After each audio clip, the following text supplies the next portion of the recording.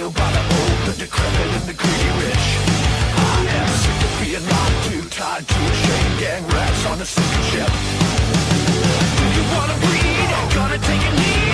Are you gonna stand up? I am. Show me what you got before you start to run. Are you ready? 'Cause I am. It's more than a warning shot. We're all barbarians. Everybody say amen.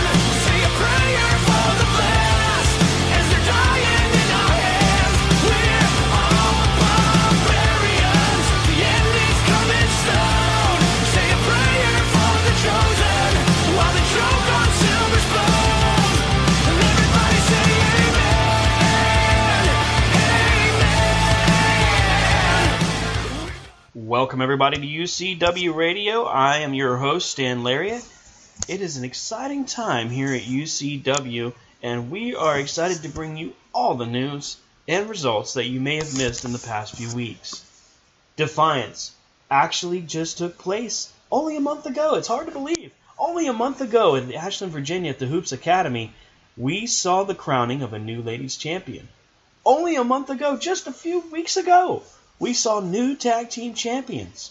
It's amazing to me to think about all of the different events that have happened in such a short amount of time.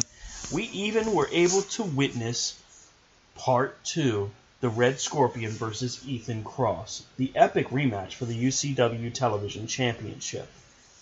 On top of all of that, we even got to witness some emotional moments, with MC123 taking on Tremor, in what we would later find out would be his last matchup.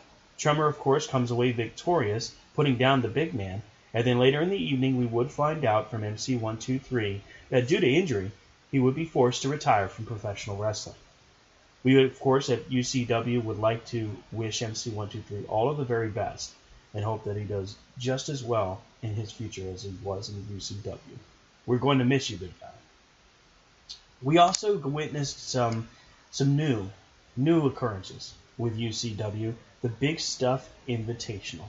That's right, the UCW Heavyweight Champion, Mr. Big Stuff, has made it known that he does not have confidence in our president, in our owner, Mr. DeVore, to name his challengers. Due to this, he is finding his own challengers, and he has stated that any man willing to step down the aisle and walk down the aisle and step into that ring with him would have an opportunity to become heavyweight champion.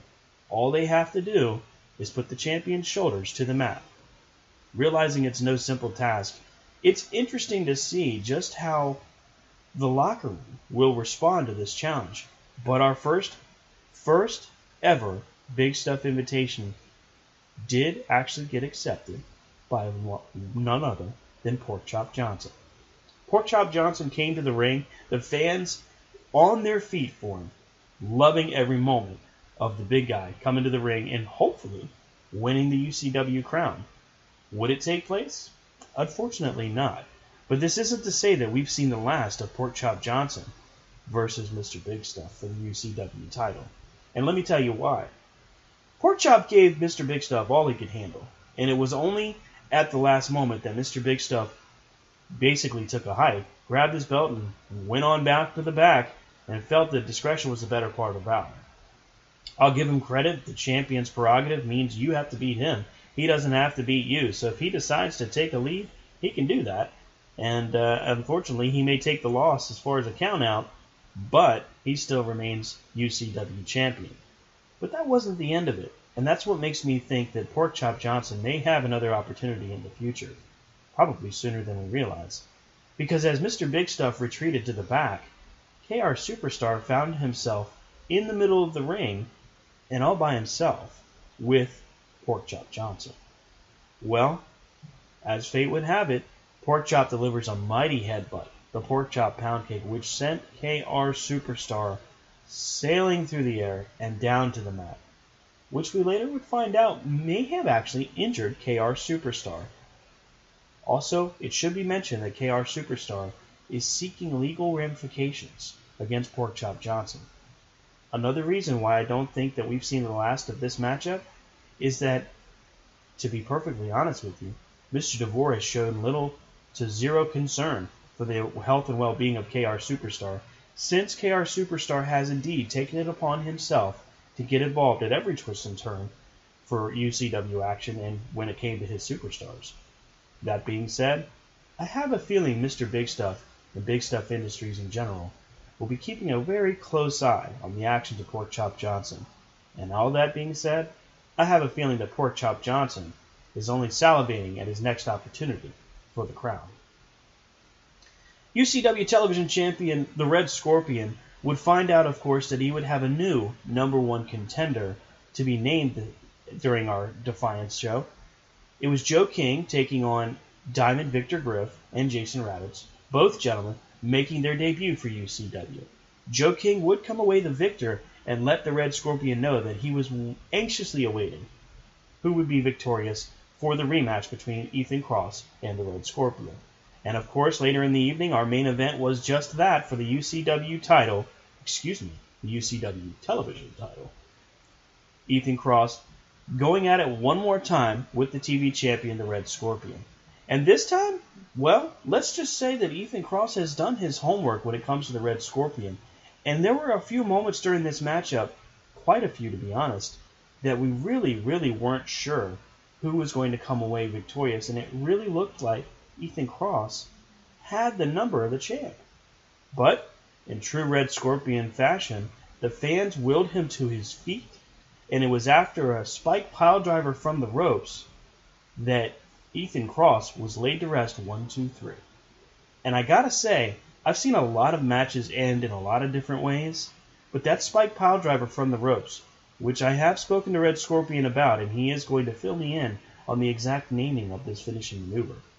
That piledriver, very seriously, very quickly, could end the career of most men. So give credit where it's due to Ethan Cross at the end of the matchup for being able to leave on his own accord. A dangerous way to end the matchup, a possible way to end a career, but the Red Scorpion comes away victorious and remains our television champion. A fierce competition between the two, to say the least. But tonight, the focus is on the UCW Ladies Championship. UCW has often found itself looking for just that right special something when it comes to the ladies division. And Kacee Carlisle and Avery Rose are just two examples of the type of activity and the type of competition that we want to see here at UCW. Avery Rose is indeed a relative unknown, some would even say a rookie, making her debut the most recent Defiance against the belt collector, Kacee Carlisle, a veteran of the industry for well over a decade and known the world over. Kacee Carlisle looking to make her claim as the queen, if you will, of UCW. Fans were excited to see Kacee Carlisle and Avery Rose, and it was indeed our Facebook Live matchup. What many people would call the match of the night, again, as Kacee Carlisle competed just last year in Match of the Year for us at Defiance from last year in Sterling. This year, could it have been Match of the Year again? I really don't know. It's going to be left up to the fans as they decide at the end of this year. But I'm excited to announce that we do indeed have the UCW Ladies Champion, the belt collector herself, Kacee Carlisle, is on the line with us right now. And we're going to go right now to Kacee Carlisle. Of course, no problem. So let's go ahead and just start off. How did it feel to come back to UCW? And, I mean, you've already made, in a very short amount of time, an even bigger name for yourself. Reclaiming your rightful spot, I would say, as the belt collector, as I've been deeming you on social media. I mean, you came back to UCW after a brief absence, and you won the Ladies' Championship. How did that feel? It felt like the Ladies' Championship was coming home to its rightful owner, to be honest with you. It's a women's title, therefore, in my opinion, it belongs around my waist. And I walked into that event with that being my number one goal. And I was knowing that I was going to have a tough matchup that night in order to make that happen. But I also knew that no matter what it took and no matter what I needed to do, I was going to find a way to see that goal through and make it happen, which I did. You definitely did. You took on a prepared opponent, however, a relative newcomer in Avery Rose. Now, one of the things that I noticed was Avery seemed ready to compete, but wow, did she ever have her hands full with you. Have you had many opportunities to take on Avery in other areas? Avery and I had crossed paths previously in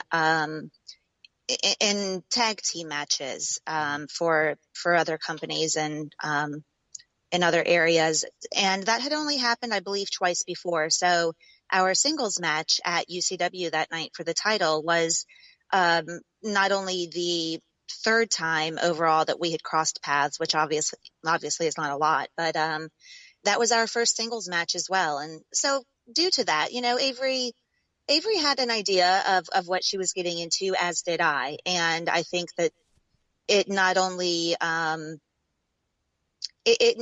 showed the fact that we both came in prepared. When you watch the match back, it was a pretty hard-hitting match. But I think Avery was also very eager to try to make a name for herself against me. And, I give her all the credit in the world. She definitely brought it that night. I just happened to bring it a little harder. That you did. One of the things that I recall hearing from fans just at ringside was basically just how impressed they were at the impact between the two of you.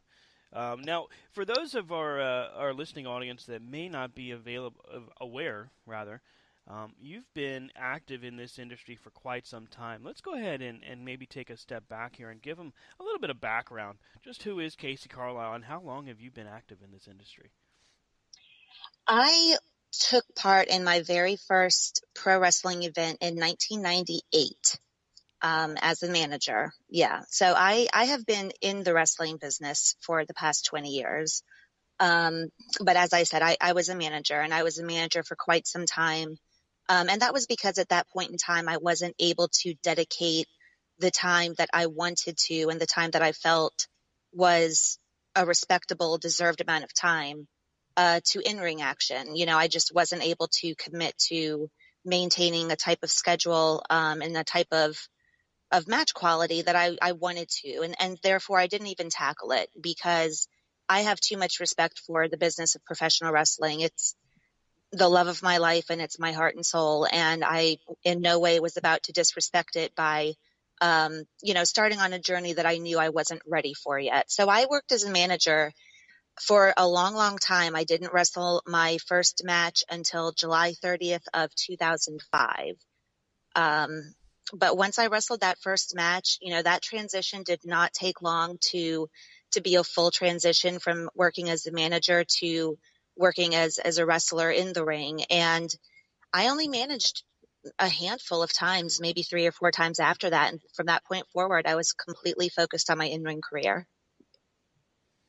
Definitely that focus has paid off. I mean, when you really look at what you have done, just if we keep it to UCW, last year, match of the year with Tess Valentine, this year becoming ladies champion and in the ring with Avery Rose.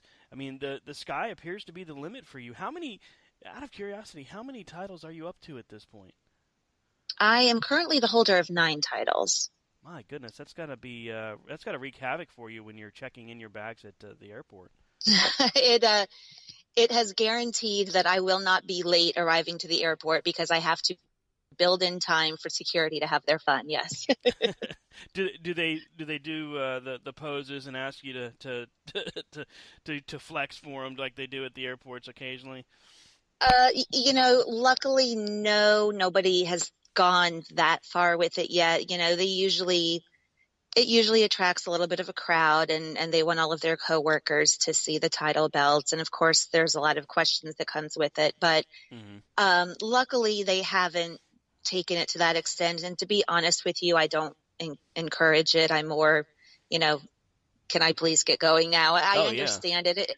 It's a big deal, and they see everything come through there, I'm sure. It's not like it's the first title belt they've ever seen, but to have that many at one time, I think, is what really catches people by surprise. And for it to be a female coming through there with all of those on top of it, I think is a little cool to them, and it gives them something to do out of the norm for the next few minutes. But luckily, it's never gone to the extent of posing for photos or, making a great big humongous deal out of it. Yeah, I would definitely say that it can take a turn from embarrassing to over the top and almost cringeworthy in a pretty short amount of time. Well, see, my opinion is it goes with the territory. I mean, this is just like receiving messages from fans or having people, there are things that go with the territory when you have put yourself into a public realm and, especially if you're traveling with multiple title belts at one time. I'm not somebody who's going to get pissed off at that or who's going to get upset, because it's just, if you want to be a pro wrestler traveling the country and you have titles and so forth, if you're not prepared for that, then I suggest that you rethink your goals, because it comes with it.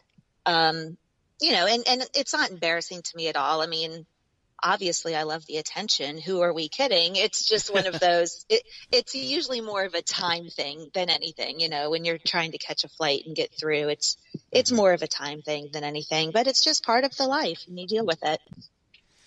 So as we've discussed a little bit as far as what you've done, how you've gotten here. I mean, it's hard to ignore you. You typically stand out. The moment you come out to the ring, the spotlight is on you, and rightfully so. I mean, you have really impressed and wowed the fans. But let's talk a little bit about the love-hate relationship you have with our fans here at UCW. I mean, it goes without saying, you're immensely talented, and you certainly deserve the title of belt collector. However, the fans and you don't seem to have a great relationship. What is all that about? If I may just say, as far as that goes, I completely chalk that up to nothing but envy and jealousy. Because let's stop and think about it. If you're a wrestling fan sitting in the crowd and you see me come through the curtain, and you see my greatness, and you see all of the titles I hold, we live in a very, very unsatisfied world, my friend, where nobody's happy with what they have and they all want a little bit more.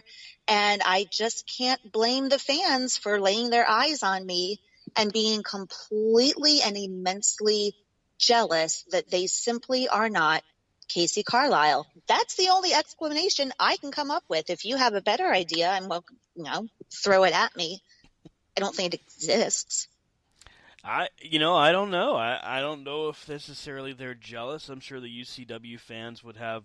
Well, I'm sure they would be very vocal, as we've seen in many. Well, they're occasions. not going to admit to it, and honestly, let's be honest. They probably get their feathers ruffled that I am willing to make sure I win a match, even if that means, sometimes using tactics that may be called questionable. Some may even go as far to deem them illegal, but that's their problem. At the end of the day, as long as my hand is being raised and I'm the one standing there victorious, I frankly don't really care. Well, I definitely can appreciate the honesty there.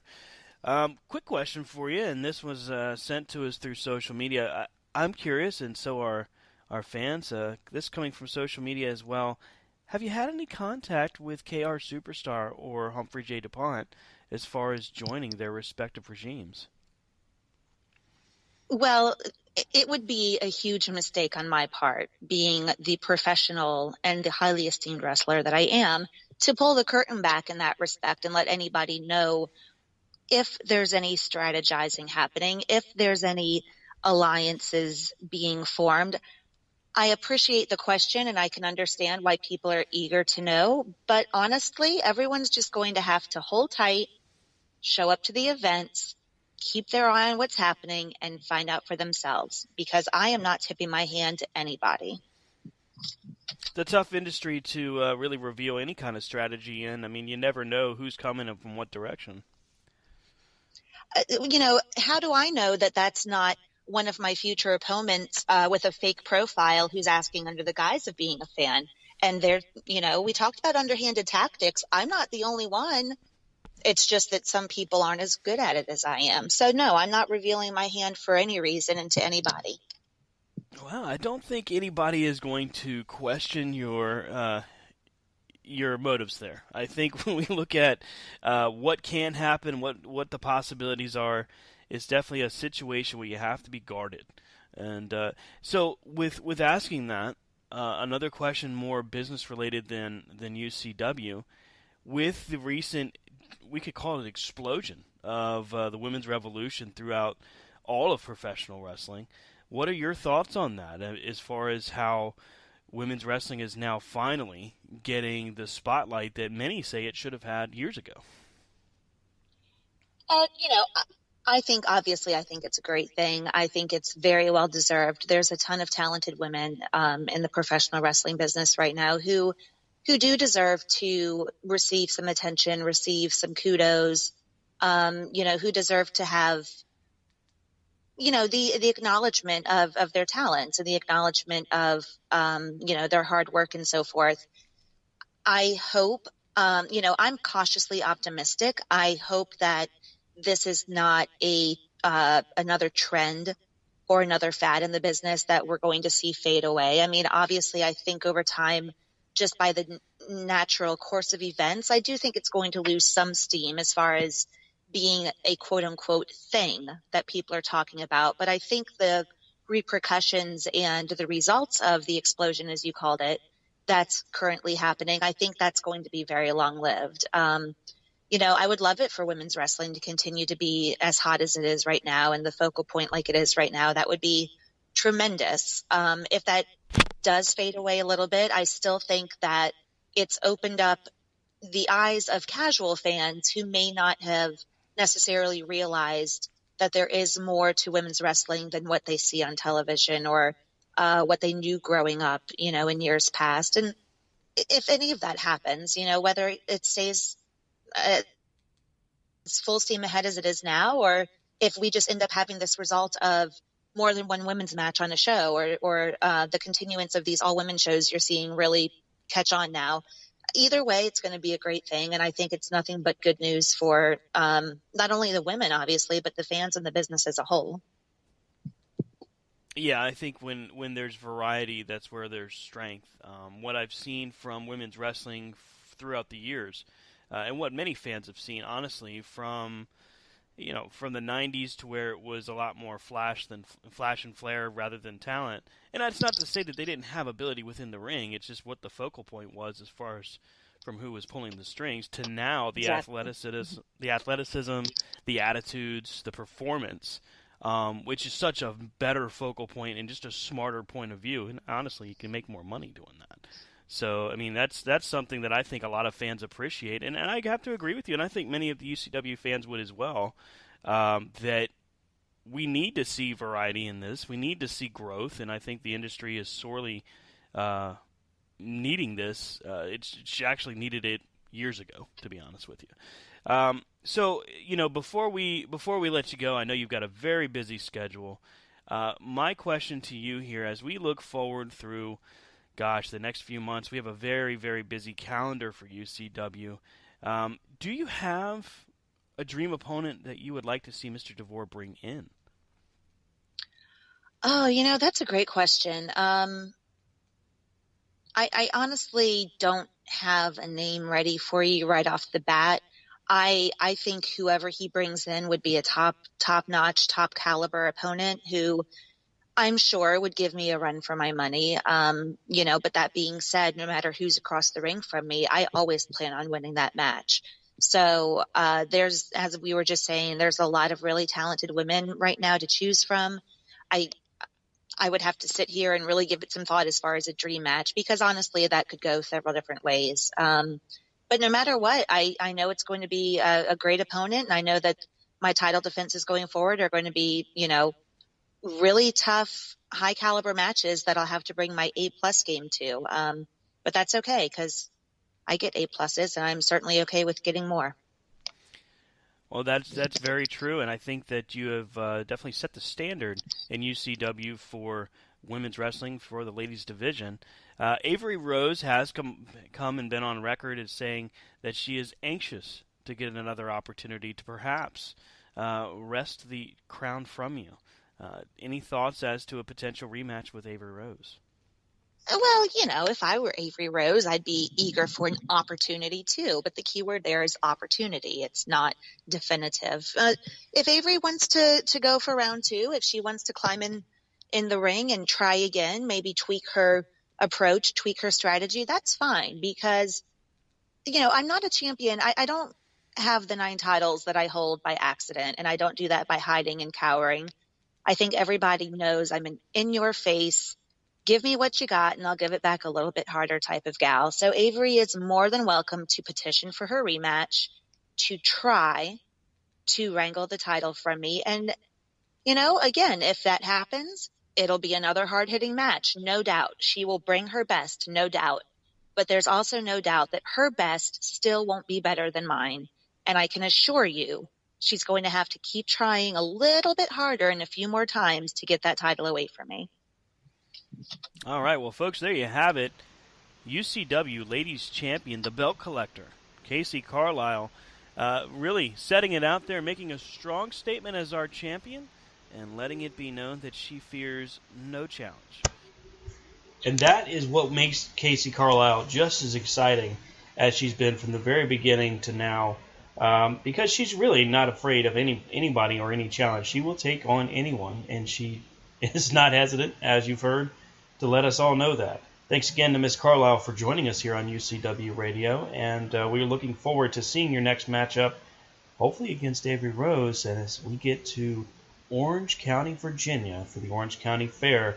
It's going to be an exciting night of action, and you have an opportunity to come to Orange, Virginia to witness the excitement that is UCW, to join the movement that is UCW Ultimate Championship Wrestling. If you go to the Orange County Fair, your admission to the show is included with the price of your ticket to the fair. It's going to be an exciting night. As I've been hearing, we may indeed be seeing a battle royal. We are also going to see talents as Jimmy Flame. We'll be seeing Tremor. We will even be witnessing perhaps a rematch between the two of Kacee Carlisle and Avery Rose for the Women's Championship, for the Ladies Championship, that is. All this and more can be seen, of course, at the Orange County Fair. Quick reminder, you can also catch up with UCW at twitch.tv/UCW Forever. You can catch up with UCW's most recent episodes of Defiance. You can get yourself up to speed so that you've not missed a beat. And at the same time, you can follow us on social media at UCW Forever on Twitter and Ultimate Championship Wrestling LLC on Facebook. And join the movement. Get involved and start telling us all about your favorites. Who do you hate? Who do you love? We want to know and we want to hear from each and every one of you, our UCW fans. It's been a pleasure joining you for this half hour of UCW Radio, and I certainly look forward to joining you again next week as we go over the television championship between Ethan Cross and the Red Scorpion. We're going to be sitting live and speaking with Mr. Cross, and we're excited to bring that to you next week. Same time, same station, right here on Spreaker.com. Thanks again for listening, everybody, and I hope you have a great rest of your weekend. We'll see you next time for UCW Radio. Barbarians!